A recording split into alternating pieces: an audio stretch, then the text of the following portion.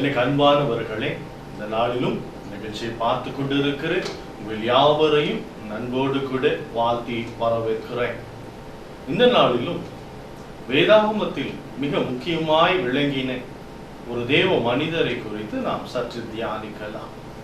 பவுல், அப்போஸ்தலனாகிய பவுல் என்ற தேவ மனிதனுடைய பங்கு மிகவும் அதிகம் வேதாகமத்தில். அப்படிப்பட்ட அந்த மனிதனுடைய வாழ்க்கையின் துவக்கத்தில் நாம் பார்ப்போமானால், அவர் இயேசு கிறிஸ்துவை அறிந்திராதவராய் அவர் இருந்தார். பழைய ஏற்பாட்டு காலம் என்ற வேத பகுதி, வேதத்தின் படி அவர் வாழ்ந்து கொண்டிருந்த ஒரு பக்தியுள்ள, வைராக்கியம் உள்ள ஒரு மனிதர். அவரை குறித்து துவக்கம் வேதாகமத்திலே பார்க்கிற பொழுது, ஸ்தேவான் என்ற ஒரு கர்த்தருடைய ஊழியனை ஒரு இடத்தில் வைத்து அவனை கொலை செய்கிறார்கள். அப்படி கொலை செய்கிற இடத்தில் இந்த சவுல் என்ற வாலிபன், பவுலாய் பின்னாளில் மாறின சவுல், அவருடைய முந்தைய பெயர் சவுல். அந்த நாளிலே இந்த சவுலின் அருகே அந்த ஸ்தேவானை கொலை செய்தவர்களுடைய வஸ்திரங்களை கலற்றி வைக்கிறார்கள். அவன் அதை காத்து கொண்டிருக்கிறான்.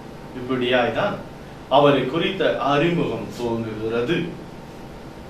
பின்னாளிலே பார்க்கிற பொழுது, அவர் சவுலாய் இருந்த நாட்களில் அவருக்குள் ஒரு வேகம் வருகிறது.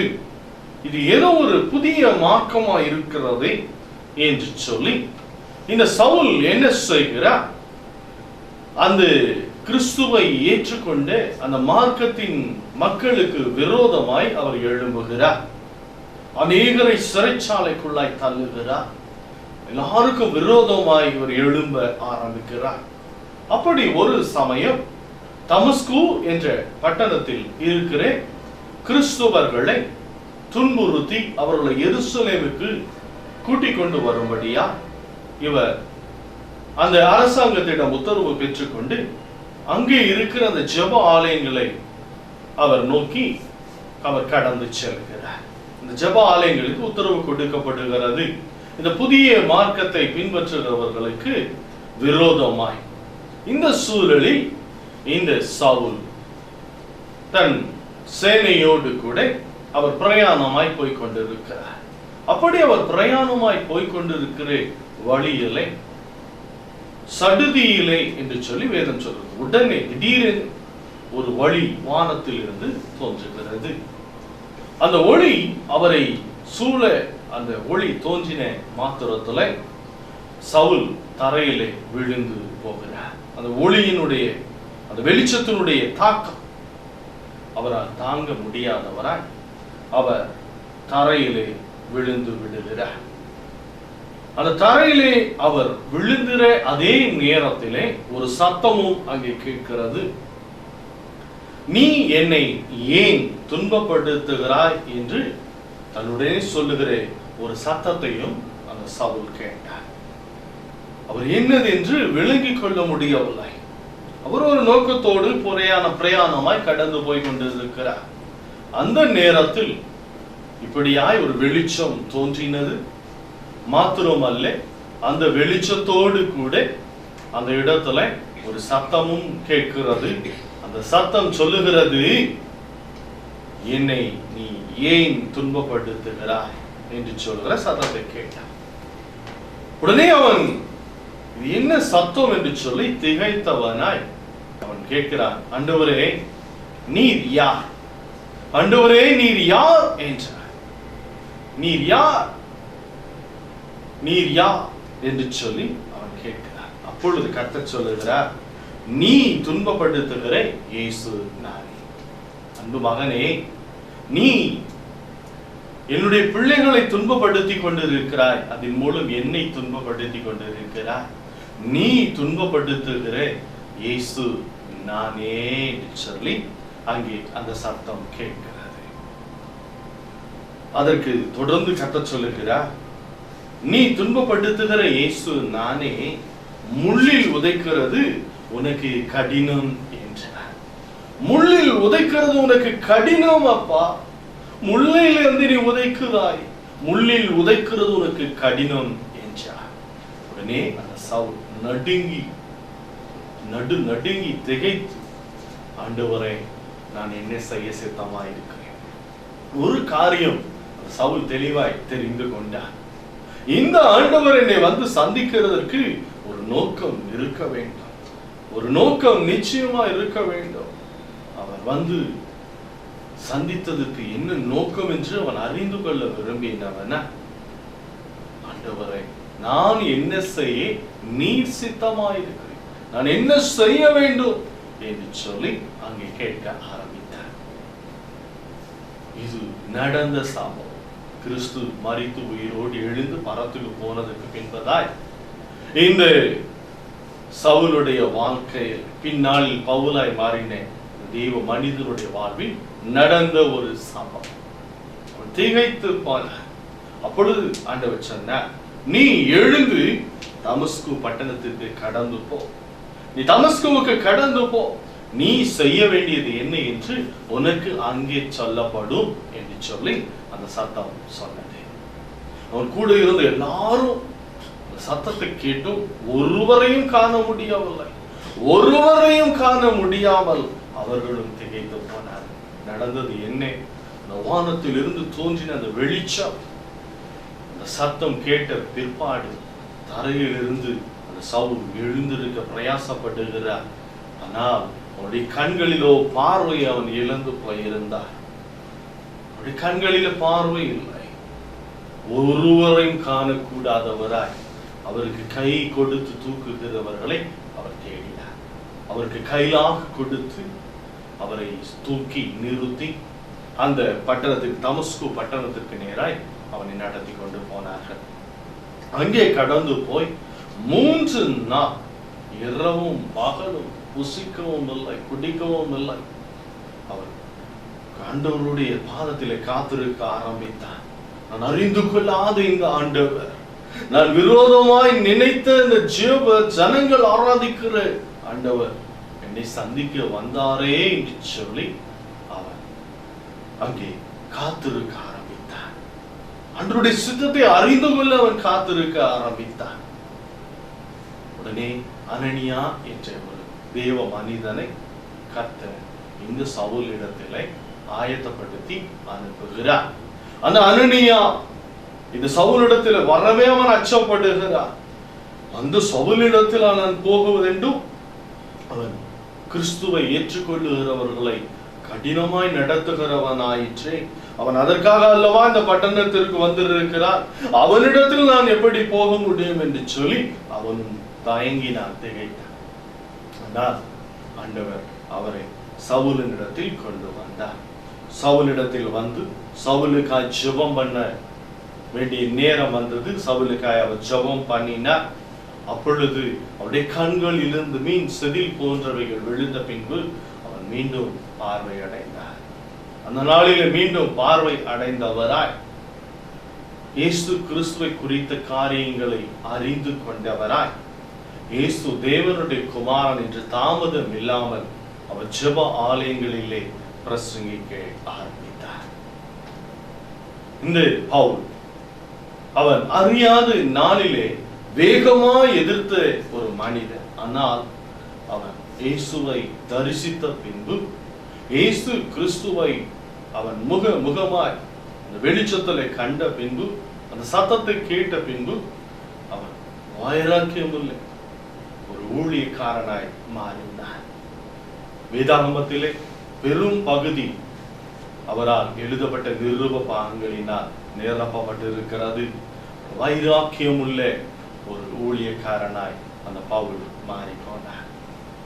அவருடைய பின்னால் வாழ்க்கை பார்த்தீர்கள் என்று சொன்னார், பட்டணம் பட்டணமாய் கடந்து போக ஆரம்பித்தார். அநேக தேசங்களை நோக்கி ஓடினார். அவருடைய சரீரத்தில் இருந்து எடுக்கப்பட்ட உருமால்கள், கச்சை என்று வேதம் சொல்லுகிறது. அவர் பயன்படுத்தின ஒரு கச்சை, அவர் மேல இருந்த ஒரு ஷால், இதை எடுத்துக்கொண்டு போய் ஒரு வியாதியா இருக்கிற ஒரு மனிதன் மேல் அந்த துணிகளை போட அவர்கள் சுகம் அடைந்தார்கள். அசுத்த ஆவியினால் பிடிக்கப்பட்டு வேதனையோடு கூட இருந்தவர்கள் விடுதலை பெற்றுக் கொண்டார்கள். அப்படி போல ஒரு அற்புதத்தை இயேசு கிறிஸ்து செய்தார். இந்த பவுலை பயன்படுத்தி இந்த பவுல் ஆண்டவரை அறியாமல் இருந்த ஒரு மனிதன். ஆனால் இயேசு அவரை தேடி வந்தார். ஒரே காரியம், ஏன் அவருக்குள் இந்த வைராக்கியம் இருந்தது? அவர் தெரிந்து கொண்டு பக்தி வைராக்கியம் உள்ள மார்க்கத்திலே அவர் தீவிரம் உள்ளவராய் இருந்தார். வேதம் சொல்லுகிறது, பக்தி உள்ளவனை கர்த்தர் தமக்கென்று தெரிந்து கொண்டார் என்று சொல். பக்தி உள்ளவனை கர்த்தர் தமக்கென்று தெரிந்து கொண்டார். தமக்கென்று தெரிந்து கொண்டார். பவுலின் மூலம் அந்த நாட்களில் திரளான ஜனங்கள் இயேசுவை அறிந்து கொண்டாங்க. இயேசு கிறிஸ்துவுடைய அன்பை ருசிச்சாங்க. இயேசு கிறிஸ்துவின் இரத்தத்தினால பாவ மன்னிப்பை பெற்றுக் கொண்டாங்க. அவருடைய துவக்கம் இப்படி இருந்தது. ஆனால் அவருடைய வாழ்க்கை பின்னாளில் மிகுந்த வல்லமையுள்ள, ஒரு பரிசுத்தமுள்ள, ஒரு வைராக்கியமுள்ள தேவ பிள்ளையாய் அவர் ஊழியத்தை நிறைவேற்றினார். அந்த விதமாய் அந்த நாளிலே பவுலை சந்தித்த இயேசு கிறிஸ்து, ஒருவேளை இன்றைக்கு நீங்கள் இயேசுவை அறிந்திருக்கலாம். அறிந்திருந்தும் ஒருவேளை உங்களுடைய வாழ்விலே கர்த்தருக்கு பிரியமில்லாத காரியங்கள் காணப்படுமானால், இந்த நாளிலே ஆண்டவர் உங்களை சந்திக்க அவர் ஆயத்தமாயிருக்கிறார். அவர் உங்களை அன்போடு கூட அழைக்கிறார். என் மகனே, என் மகளே என்று சொல்லி அவர் உங்களை அன்போடு கூட அழைக்கிறார். நீ என்னுடைய பிள்ளை, நீ என்னுடைய மகன், நீ என்னுடைய மகன். நீ என்னை அறிந்திருந்தும் அறியாதவன் போல் வாழ்ந்து கொண்டிருக்கிறாய். நீ என்னுடைய நாமத்தை தெரிந்திருந்தும் தெரியாதவன் போல் வாழ்ந்து கொண்டிருக்கிறாய் என்று அன்றைக்கு பவுலை சந்தித்தது போல இன்றைக்கு உங்களையும் அவர் சந்திக்கிறார். உங்களில் இருக்கிற பாவமான காரியங்களை விட்டு விட்டு, எப்படி அன்றைக்கு அந்த சவுல் தன் வாழ்வை இயேசுவுக்கு ஒப்பு கொடுத்தார், அந்த சத்தத்தையும் அந்த வெளிச்சத்தையும் கண்டு தன் வாழ்க்கையில தன்னை குறித்த ஆண்டவருடைய நோக்கம் என்னதென்று அறிந்து கொள்ள பிரயாசப்பட்டாரோ, அப்படி போல இந்த நாளில் நீங்களும் உங்களை அர்ப்பணிப்பீர்கள். ஆனால் உங்களை குறித்த அவருடைய திட்டத்தை உங்களுக்கு நிச்சயமாய் வெளிப்படுத்துவார். எனக்கு அன்பானவர்களே, நீங்கள் ஒரு நாளும் கலங்கி தவிக்க வேண்டாம். உடைய வாழ்க்கையில இருக்கிற எல்லா குறைவுகளையும் அவர் நிச்சயமாய் மாற்றி போடுவார். ஒரு நாளில் ஒருவேளை அந்த நாளிலே சவுல் இது விதமாய் அவர் உத்தரவு வாங்கி கொண்டு போகிற பொழுது ஒரு அரசாங்க பதவியில் இருந்தார். ஆனால் இயேசு அவனை சந்தித்த உடனே அதையெல்லாம் துறந்து விட்டு தன் வாழ்வை இயேசுவுக்கு அர்ப்பணித்தார். இந்த நாளிலும் நீங்களும் கூட உங்களுடைய வாழ்வை இயேசுவுக்கு அர்ப்பணியுங்கள். எந்த நிலையில் இருந்தாலும் அவர் உங்களை கிருபையோடு கூட ஏற்றுக்கொள்ளுவதற்கும் உங்களை ஆசீர்வதிக்கிறதற்கும் அவர் வல்லமை உடையவராய் இருக்கிறார். ஒரே காரியம், உடைய வாழ்வில் முழுமையாய் உங்களை இயேசுவுக்கு அர்ப்பணியுங்கள். உலகத்தின் பாவங்களுக்கும் உலகத்தின் இச்சைகளுக்கும் சிற்றின்ப மோகங்களுக்கும் இடம் கொடாதபடி உங்களை பரிசுத்தத்தோடு கூட நடத்த இயேசு விரும்புகிறார். பாவம் செய்கிற எவனும் பாவத்திற்கு அடிமையா இருக்கிறான் என்று வேத வசனம் சொல்லுகிறது. இயேசு அப்படித்தான் சொன்னார். பாவம் செய்கிற எவனும் அந்த பாவத்திற்கு அவன் அடிமையா இருக்கிறான். அவனிடத்தில் விடுதலை இல்லை. ஒருவேளை மேம்போக்காய் தெரியும், அவன் விடுதலையோடு நடந்து கொண்டிருக்கலாம், விடுதலையோடு விரும்பின இடத்தில் போறது போல தோணலாம். ஆனால் அவனில் விடுதலை இல்லை என்று வேதம் சொல்லுகிறது.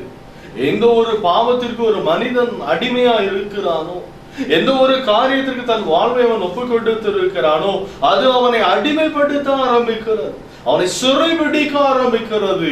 எப்படி சிறை வாழ்க்கை வாழுகிற சிறையில் இருக்கிற கைதிகள் தங்களுடைய சுதந்திரத்தை இழந்து விடுகிறார்களோ, அதே போலதான் என்றுதான் வேதம் சொல்லுகிறது. இந்த நாளிலே இயேசு உங்களை இந்த நிகழ்ச்சியின் வாயிலாய் அவருடைய அன்பினால் உங்களை சந்தித்துக் கொண்டிருக்கிறார். உங்களுடைய வாழ்க்கையில் இருக்கிற தேவையில்லாத வருவதற்கத்தக்க காரியங்களை விட்டுவிட நீங்கள் உங்களை ஒப்புக் கொடுப்பீர்களானால், மனம் திரும்ப உங்களை அர்ப்பணிப்பீர்களானால், சவுலாயிருந்த அந்த மனிதனை பவுலாய் மாற்றின அதே இயேசு கிறிஸ்து இந்த நாளில் உங்கள் வாழ்விலும் ஒரு அற்புதம் நிச்சயமாய் செய்வார். உங்களுடைய கலக்கங்கள் மாறும், உங்கள் கண்ணீர் மாறும். நீங்கள் ஒன்றையும் குறித்து கவலைப்படவே தேவையில்லை. உங்கள் வாழ்க்கையில ஒரு பெரிய அற்புதத்தை இயேசு செய்வார். மாத்திரமல்ல, அந்த சவுல் பின்னாளில் பவுலாய் மாறி ஜனங்களுக்கு அவர் மிகுந்த பிரயோஜனம் உள்ளவராய் மாறினார். அவர் மூலம் அநேகருடைய வாழ்க்கையில விடுதலை, அநேகருடைய வாழ்க்கையில விடுதலை. ஒரு முறை இந்த பவுல் ஒரு இடத்தில் சென்று இயேசு கிறிஸ்துவை குறித்து, அவருடைய அன்பை குறித்து சொல்லிக் கொண்டு இருக்கிறார்.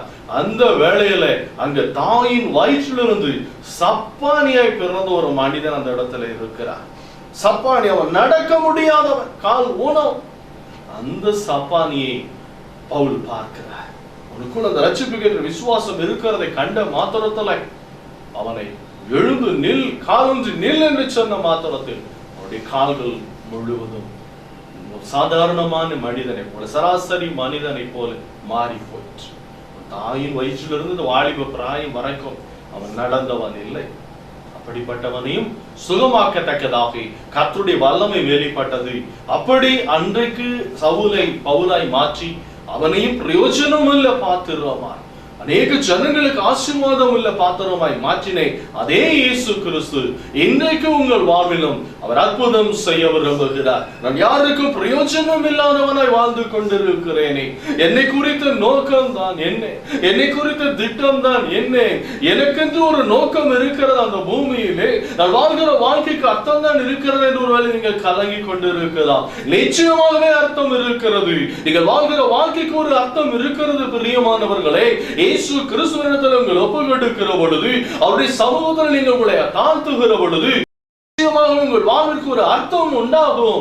உங்களை கொண்டு அநேக ஜனங்களுக்கு நன்மையும் ஆசீர்வாதத்தை கொடுக்க அவர் வல்லவராயிருக்கிறார். உள்ளத்தின் ஆழத்தில் இருந்து அவரை நோக்கி நீங்க பார்க்க ஆரம்பியுங்கள். இயேசு இன்றைக்கு உங்களை தொடுவார். அந்த பவுல் அன்றைக்கு மாத்திரம் அல்ல, இன்று வரை வேதாகமத்தில் இருக்கிற அவர் எழுதின அந்த நிருபங்கள், கடிதங்கள் ஒவ்வொரு மனிதனையும் ஆசீர்வாதத்திற்கு நேராய் கர்த்தருடைய சித்தத்தின்படி அது வழி நடத்தி கொண்டிருக்கிறது. கர்த்தருடைய ஆவியானவர் அந்த நாளில் நடத்தினது இன்றைய வரைக்கும் அது பிரயோஜனமுள்ள ஒரு ஊழியத்தை நிறைவேற்றிக் கொண்டிருக்கிறது. உங்கள் வாழ்விலும் கர்த்தர் அப்படி போல அற்புதம் செய்ய அவர் வாஞ்சியுள்ளவராய் இருக்கிறார். உங்கள் வாழ்க்கை ஆசீர்வாதமாய் மாறும். உங்களுக்கு முதலாவது நன்மை உண்டாகும்.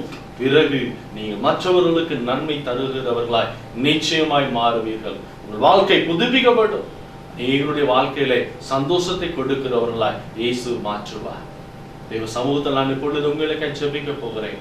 எல்லா விதமான காரியங்களையும் விட்டு விலக நீங்க உங்களை அர்ப்பணிங்க.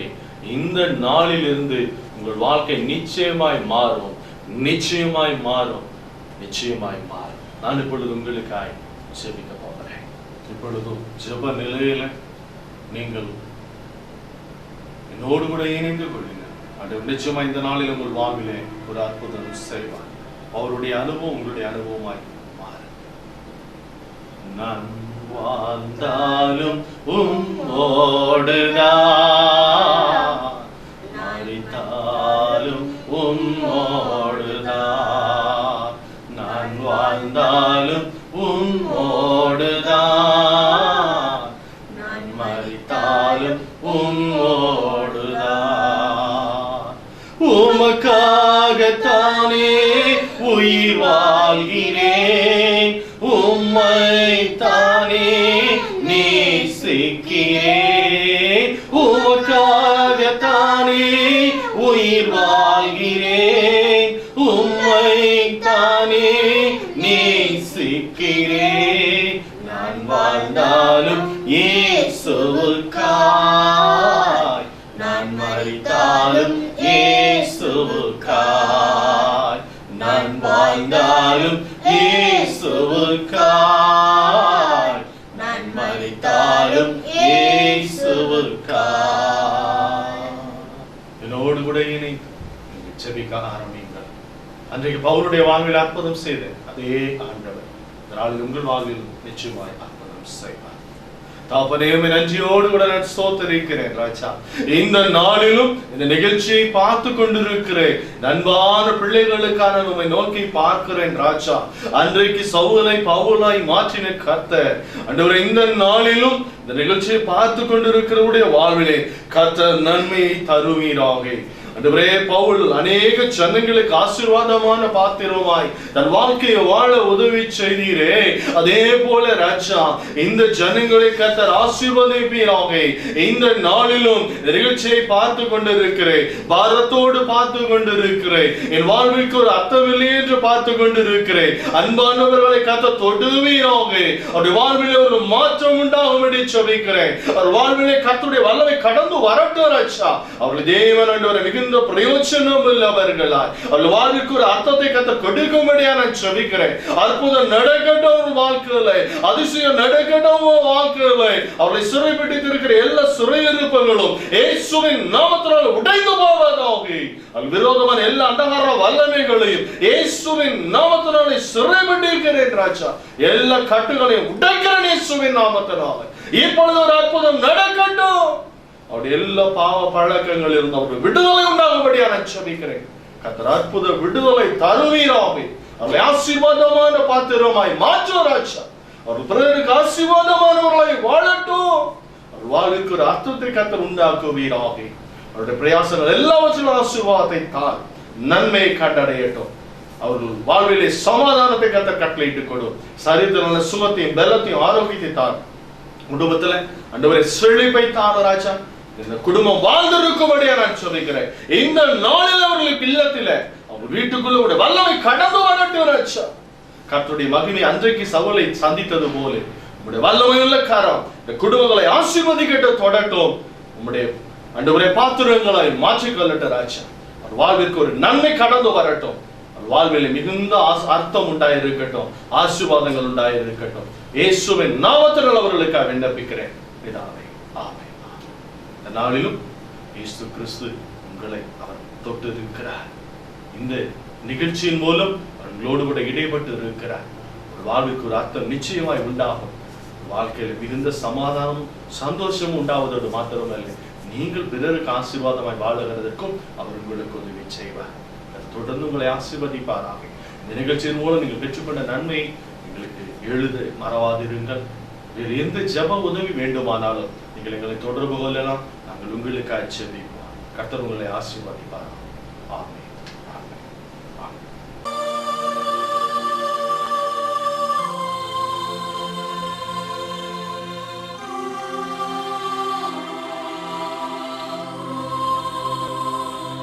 தூய ஆவியே, அன்பின் ஆவியே, துணையாளரே, தேற்றும் தெய்வமே, ஊற்று தண்ணீரே,